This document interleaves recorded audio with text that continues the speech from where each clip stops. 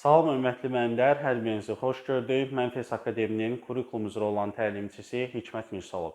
Bu gün sertifikasiya imtahanında müəllimlərə dəstək olmaq üçün ikinci sınavımız paylaşılıb və mən həmin sınavın suallarına indi izah verəcəm. Başlayırıq birinci sualımızdan. Həm şagirdlərə düşüncələrini sinif ilə bölüşmək imkanı verən, həm də onlara dərs zamanı hərəkət edə bilmək imkanı verən əyləncəli fəaliyyətdir. Verilmiş fikir hansı iş üsuluna aiddir? Bilirik ki, iş üsulu mütləq sertifikasiya imtahanında bizim qarşımıza çıxa bilər. Burada isə biz hansısa açar sözlərdən istifadə etməliyik. Mən qabaqcadan bunları təxmin etdim. Siz də mütləq bunları sizə verilən situasiyada bilin ki, sizə nələr lazım ola bilər. Onları işarələyin və aşağıdakı üsullarla tutuşturun. Ümumiyyətlə, əyləncəli fəaliyyət çox yerdə bizə verilmir. Daha çox əsasən iki üsulda bizə verilir bu. Biri mən kiməm üsuludur, biri də sinif küncləri üsuludur.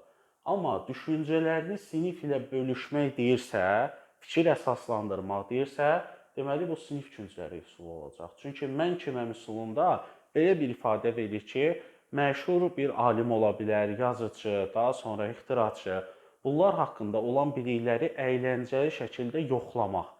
Mən kiməm üsulunda ifadə məhz elə verilir. Amma sinif künclərində dediyim kimi düşüncələrini siniflə bölüşmək, bunu hərəkətlə ifadə edə bilmək və əyləncəli fəaliyyət. Bunlar hamısı sinif küncləri üsulunun açar sözləri hesab olunur. Gəlirik ikinci sualımıza. Təlim nəticələrinə aid bir sualdır. Təlim nəticələrinin alt standartlardan çıxarılması zamanı real imkanlar nəzərə alınmalıdır dedikdə nə nəzərdə tutulur? Əlbəttə ki, söhbət SMART texnikasından gedir. Bilirik ki, SMART-da hər bir hərfin açılışının xüsusi bir mənası var idi. Real imkanlar deyəndə bizim elə SMART-ın hərfi yadımıza düşməlidir. Real imkanlar bəli bizim resurslarımızdır, real şəraitimizdir. Yəni mən təlim nəticəsini çıxaranda onun mümkün bir şəraitdə reallaşdırılacağımı düşünməliyəm. Məsələn deyirəm, təlim nəticəsində qeyd olunur ki, şagird nəyinsə təqdimatını hazırlayır, təqdim edir. Amma təqdimat hazırlamağa heç bir şərait yoxdur. Bu real deyil, bu realistik deyil. Ona görə müəllimlər, SMART-ın hərfi məhz real imkanları, resursları nəzərdə tutur. Baxırıq A bərinə. Təlim nəticəsi elə müəyyənləşdirilməlidir ki, nəzərdə tutulan bilik və bacarıq qiymətləndirilə bilsin. Qiymətləndirilmək SMART-ın hərfindədir və bunun üçün təlim nəticəsinin sonundakı feillər dinamik feillər olmalıdır. Bloom taksonomiyasına aid olan feillər, fəaliyyətlər olmalıdır. Bu deyil. Təlim nəticələri mövcud resurslar öyrənmə mühitini nəzərə alaraq realistik şəkildə çıxarılmalıdır. Bəli, bizə lazım olan cavab məhz budur. SMART-ın hərfi, yəni sualımızın cavabı elə B bəndidir. Amma C-yə də baxırıq. Qoyulmuş hədəfə çatmaq nə asan, nə də çox çətin olmalıdır. Normadan bir qədər çətin olmalıdır ki, şagird bunu əziyyət çəkərək, çalışaraq əldə edə bilsin. Bu da SMART-ın A hərfindədir müəllimlər. Əldə oluna bilən. D hərfi, D variantı daha doğrusu, təlim nəticələri düzgün müəyyənləşdirilib, dəqiq və aydın ifadə olunmalıdır. Bu da SMART-ın elə birinci hərfi olan S hərfidir. Yəni, təlim nəticəsi spesifik olmalıdır. Bunların da heç biri deyil. Təlim nəticələrinin hansı müddətdə əldə olunduğunu göstərən xüsusi bir vaxt təyin edilməlidir. Bu da SMART-ın sonuncu hərfi olan T hərfində nəzərə alınır. Bizə lazım olan cavab oldu B variantında. Gəlirik üçüncü sualımıza. Bəli, üçüncü sual maraqlı bir sualdır. Diqqətlə sualımızın şərtini oxuyuruq. Şagird dərs zamanı yeni mövzu izah edildikdən sonra müəllimə sual verir. Müəllim isə şagirdin sualına birbaşa cavab verməyərək bu sualı sinifə yönləndirib müzakirə təşkil edir. Baxın, mən hələ bilmirəm məndən nə istəyir, amma təxmin edə bilirəm ki, burada mənə lazım olacaq sözlər hansılardır. Onları indidən işarələyirəm. Verilmiş situasiya ilə bağlı hansı fikir doğrudur? Mütləq doğrudur, yanlışdır, nə istəyirsə onu da xətləyin. Sualın axırına çatanda əsasən də situasiya tipli suallarda. Axıra çatırıq, əvvəldə nə istədiyi bizim yadımızdan çıxır. Avtomatik, yəni bu bizim yadımızda qalsın deyə, gözümüzün önündə olsun deyə, ora bir xətt atın, onu dairələyin və s. Deməli, biz doğru olan fikri aparırıq. İndi gəlin bir analiz eləyək. Müəllim düz eləyib, yoxsa səhv eləyib? Cavabı tapmaqda bunun rolu çox olacaq. Əlbəttə ki, birbaşa suala cavab verə də bilərdi, amma bu o qədər effektiv deyil. Şagirdi öyrətmək məqsədi ilə və ona daha yaxşı izah verə bilmək məqsədi ilə üstəgəl də bacarıqlar formalaşdırmaq üçün sualı bütün sinifə yönləndirib və müzakirə təşkil edib. Artıq şagird bu müzakirədə aktiv iştirak edir. Başa düşdüyünü danışır, başa düşmədiyini isə müəllimdən izahını xahiş edir. Baxırıq A bəndinə. Müəllim şagirdlərdə həyati bacarıqlar formalaşdırmaq istəyir. Düzdür. Lakin bu akademik cəhətdən səmərəsiz üsuldur. Niyə? Əslində bu scaffoldingin verilməsində də, aparılmasına da, yəni scaffolding edirsinizsə, daha sonra müəllimin fasilitatorluq bacarıqlarında da var. Əgər bu səmərəsiz olsaydı, biz buna oxşar üsullar öyrənməzdik. Bəli, müəllim bu addımı atmaqla doğru edir. Bura qədər düz deyir. Amma əsaslandırmasına baxaq. Çünki şagirdin suallarını birbaşa cavablamağa sərf etdiyi zaman dərsin izahına ayırmağı planlayır. Xeyr, söhbət zamandan getmir. Müəllim burada vaxta qənaət eləmir ki. Bəli, müəllim bu addımı atmaqla şagirdlərdə öz biliklərinə qarşı şübhə yaranmasına səbəb ola bilər ki, bu da doğru deyil. Ümumiyyətlə, bu fikrin özü doğru deyil. Mən düzgün bir strategiyadan istifadə eləmişəm. Bu da məqsəd şagirddə şübhə yaratmaq deyil. Bəli, müəllimin bu addımı onun fasilitator kimi funksiyasının yerinə yetirməklə bərabər, həm də şagirddə affektiv sahənin cavab vermə mərhələsinin inkişafını hədəfləyir. Bəli, bizə lazım olan cavab elə budur. Niyə mən az öncə dedim ki, müəllim müzakirə təşkil edir, şagird müzakirədə aktiv iştirak edir. Başa düşdüyünü danışacaq, yəni bildiyini cavablayacaq, bilmədiyinin də izahını xahiş edəcək. Çünki bunlar hamısı affektiv sahənin cavab vermə mərhələsindədir. Birinci mərhələ qəbul etmədir, qulaq asırsan, qeydlər götürürsən.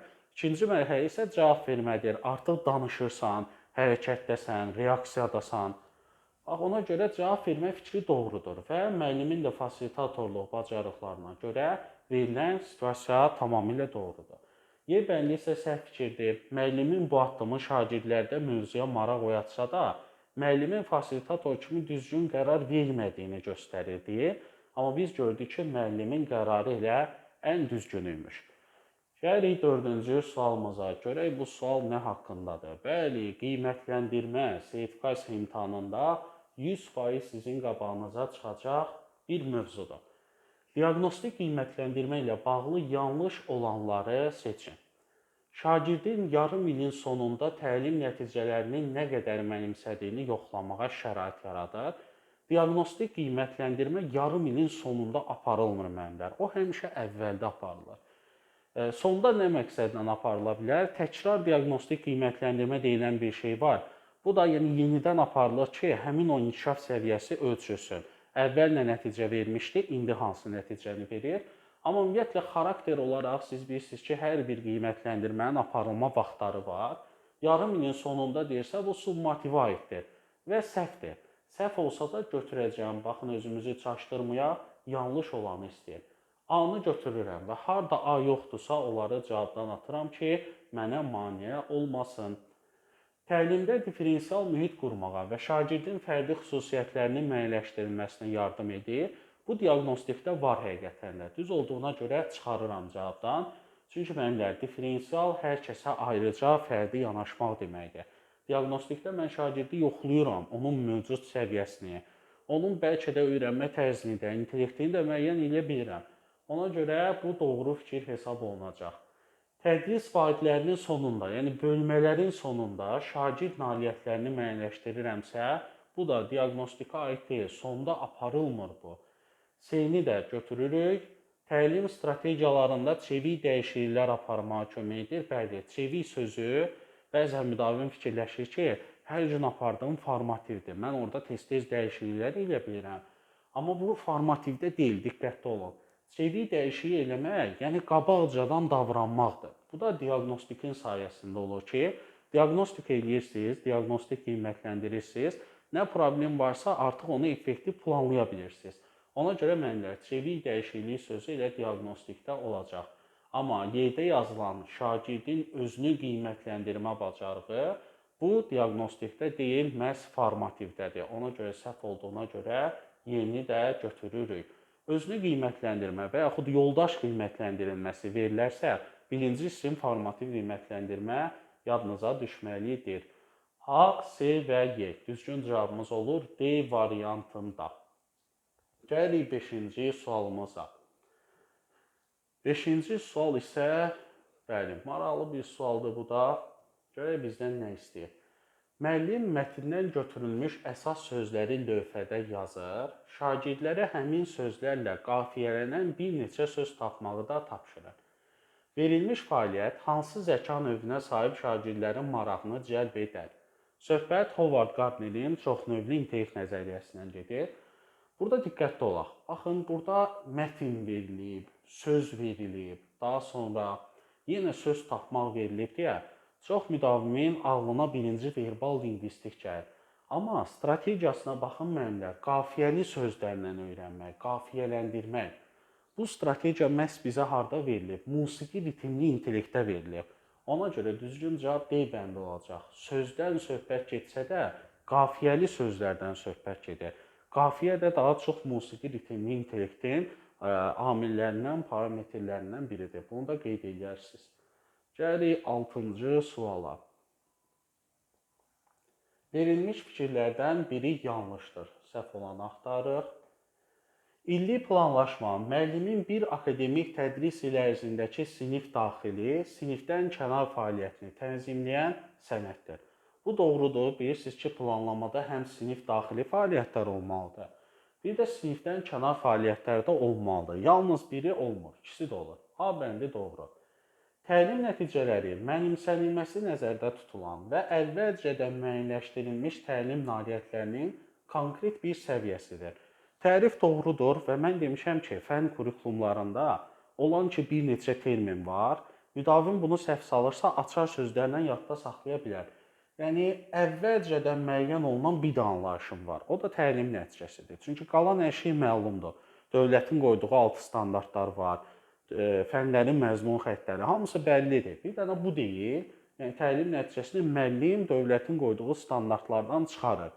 Ona görə mənim müəyyən edə biləcəyim, mənim çıxara biləcəyim tək anlayış odur. Ona görə B-ni də götürmürəm. İllik planlaşmanı hazırlamaqla müəllim gün ərzində hansı alt standartları reallaşdıracağını müəyyənləşdirir. Bax, bu gün sözü bütün sistemi pozub burada. Çünki illik planlaşmada günlük təlim nəticələri qeyd olunmur. Yəni, o cari plandadır, gündəlik plandadır. Üstəgəl də gün ərzində alt standart reallaşmır. Yəni, o bir il ərzində ən azı formalaşır. Ona görə səhv olan cavab C bəndidir. D-də isə kurikulumun nəticə yönlü prinsipinə görə şagirdin əldə etməli olduğu bilik və bacarıqlar nəticələr formasında əvvəlcədən verilir. Gördünüz, əvvəlcədən sözü təlim nəticələrinə aiddir. Y bəndi alt standartı reallaşdırmaq üçün gündəlik təlim nəticəsi müəyyənləşdirilir. Bəli, amma C-dəki kimi gün ərzində hansı alt standartı reallaşdıracağam, gün ərzində onu eləyə bilmirsən, yəni il ərzində eləyirsən. Məhz gün ərzində sən dərsin məqsədi çıxarmalısan. Daha sonra gəlirik 7-ci sualımıza. Görək 7-ci sualda bizdən nə istəyir? Bəli, bu da maraqlıdır. Burada həm öyrənmə tərzlərinə toxunulub, həm də bizə lazım olan taksonomiya mövzusuna toxunulub. Şagird yeni materialı mənimsəmək üçün mövzunun içərisində olan cədvəl və diaqramlara baxaraq öyrənir. Bu sözləri işarə edim. Şagird bu üsulun öyrənməsində faydalı olduğunu dəyərləndirərək, gələn dəfədə dərsi bu cür öyrənəcəyini planlayır. Situasiyaya əsasən şagirdin öyrənmə tərzini və affektiv sahənin hansı mərhələsi olduğunu müəyyənləşdirir. Müəllimlər, əgər şagird cədvəllə, diaqramla, yəni görüntü olaraq öyrənirsə, deməli bu vizual öyrənmə tərzidir. Digər variantları atırıq buradan. Ya A olacaq, ya C olacaq. Birində təşkil etmə mərhələsi verib, birində dəyərləndirmə. Müdavim baxır ki, burada dəyərləndirmək sözü yazılıb. Cavabı C götürür, amma ehtiyac yoxdur. Bilirsiniz niyə? Planlamaq sözü var burada. Siz bilirsiniz ki, affektiv sahəyə görə gələcəyi, işini planlayan, bunu düşünən, yəni sərbəst bu qərarı verə bilən insan təşkil etmə mərhələsindədir. Metakognitiv bilik formalaşır. Görürsüz, müəllimin deməyi ilə eləmədi ki, yoldaşların fikirləri ilə eləmədi ki, öz qərarı oldu, öz planı oldu. Buna da deyirlər təşkil etmə mərhələsi. Vizual və təşkil etmə. Cavab oldu A bəndində. Gəlirik 8-ci sualımıza. Bu sualda da maraqlı mövzulardan olan birinə toxunulub. Şagird yoldaşlarla ünsiyyətdə olmağı, əməkdaşlıq etməyi və müzakirələrdə iştirak etməyi sevir. Lakin müzakirə zamanı tez qərar verə bilməməsi ilə tanınır. Bu situasiyada şəxsiyyətin tipi və affektiv taksonomiyanın hansı mərhələsi olduğunu müəyyənləşdirməliyik. Təbii ki, işarələdiyim sözlər bizə indi lazım olacaq. Ünsiyyətdə və əməkdaşlıqda, müzakirədə aktiv olmağı, buna ekstravertlər sevirdi, yoxsa introvertlər? Əlbəttə ki, ekstravertlər. Çünki introvertlər çox da ünsiyyətdə olmağı sevmirlər, əməkdaşlıq eləsinlər, aktiv olsunlar. Bu ekstravertin göstəricisidir. Amma həndə bizə görə nə təqdim olunur? Tez qərar verə bilmir. Tez qərar verə bilən elə ekstravertin özüdür. Çünki o insanlarla ünsiyyətdə olur, tez qərar verir və qərarını da tez dəyişə bilir. Amma introvert qərarını gec verir. Öz qərarı daxı, öz düşüncəsinə görə hərəkət edir. İndi hər ikisi var. Biz nə bilək bu ekstravertdir yoxsa introvertdir? Həm onun, həm bunun göstəriciləri varsa, bizim üçüncü şəxsiyyət tipi yadımıza düşür, hansı ki bu ambivert adlanırdı. Bəzən elə olur, bəzən belə olur. İkisinin də xüsusiyyətlərini daşıyır. Baxın, həm ünsiyyətdə olmağı sevir, bir də qərarını amma tez verə bilmir də, gec verir, çox düşünür. Bu isə introvertlikdən irəli gələn bir şeydir. Ona görə bizə ancaq ambivert lazım ola bilər. Cavablarda baxırıq ki, bir xarakterizə etmə var, bir də təşkil etmə var. Siz bəlkə də burada qərardan söhbət gedir deyə təşkil etmə düşünə bilirsiniz, amma bizə tanınır deyir müəllimlər. Bilirsiniz ki, xarakterizə etmə mərhələsi sonuncu mərhələdir. Orada ya həmişə, hər gün, tez-tez, daim, adətən, ya belə açar sözlər verir, ya da deyək ki, şagird tanınır, seçilir. Həmişə belədir. Tanınır sözünü veribsə, deməli artıq bu onun xarakteridir, bu həmişə belə rəftar edir. Ona görə cavab olur B bəndi, ambivert şəxsiyyət tipi və affektiv sahənin xarakterizə etmə mərhələsi. 9-cu suala gəldik. Müəllimin yanlışa yol verdiyi variantı axtarırıq. Müəllim sinifdə bərabər imkanları təmin etmək üçün şagirdləri müxtəlif qruplarda fəaliyyətə cəlb edir. Müxtəliflik varsa, bu qəbulumuzdur. Əgər sabit, dəyişməz, eyni, belə şeylərdən istifadə edirsə, o zaman səhv olacaq. A bəndi doğrudur. Müəllim dəstə tapşırıqları seçərkən şagirdlərin müxtəlifliyini nəzərə alır. Gördünüz, şagird yönümlüdür, şagirdlərin də müxtəlifliyini nəzərə alır. Müəllim şagirdlərin öyrənmə fəaliyyətlərini müşahidə edir və ona uyğun fəaliyyətlər seçir ki, kim necə öyrənir. Bu da doğrudur. Müəllim mövzunun daha dərindən öyrənilməsini və dərsdə hər bir şagirdin iştirakının təmin edilməsi üçün müvafiq mövzuda təqdimat hazırlatdırır. Baxın, hər birinin iştirakını düşünürəm, amma bir dənə mövzuda, dəqiq bir dənə mövzuda təqdimat hazırlayacaqlar. Hamı eyni işi görəcək. Axı, müxtəliflik yoxdur. Görürsünüz, bu bərabərliyə yol verən bir şey deyil, əksinə bərabərliyi pozan bir şeydir. İnklüzivliyə də, bərabər imkanlara da düz gəlmir. Cavab olur D bəndi. Qeydə isə müəllim şagirdlərin öyrənmələrini dəstəkləmək, onların marağını təmin etmək üçün texnologiyadan istifadə edir. Bu da şagird yönümlü bir addımdır. Və sonuncu sualımıza gəldik çıxdıq. Verilmiş fikirlərdən biri yanlışdır. İnteraktiv formada dərs keçdikdə şagirdlər müəyyən bacarıqları bir-birlərindən öyrənirlər. Çox üzr istəyirəm. Bu doğrudur. Çünki bacarıqları ancaq müəllim aşılamır. Şagirdlər bir-birlərindən ünsiyyət, rəy vermə və s. kimi bacarıqlar öyrənirlər. B bəli, refleksiyadan istifadə şagirdlərdə metakognitiv düşüncəni inkişaf etdirir. Bu da doğru.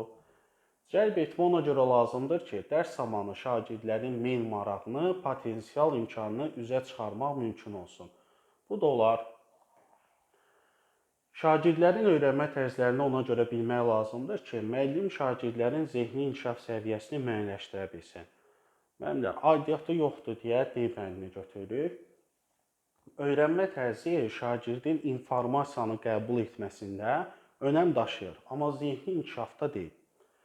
Y bəndi müəllim şagirdləri resurslarla təmin edərək araşdırma işinə cəlb edir. Hamısı doğrudur. Bax belə, əgər bir sualınız olarsa videonun rəy bölməsində qeyd edə bilərsiniz. Kanalımıza abunə olun, bəyənməyi unutmayın. 2 gün sonra növbəti bir sınavımız olacaq sertifikasiya tipli və mütləq həmin gündə həmin sınavın izahını mən sizə təqdim edəcəm. Və düz sertifikasiya imtahanına kimi bizim sizə belə dəstəyimiz davam edəcək. Mütləq videomuzu bəyənin, paylaşın və kanala abunə olun ki, belə izahlardan xəbərdar olasınız. Sağ olun, növbəti dərslərdə görüşənədək.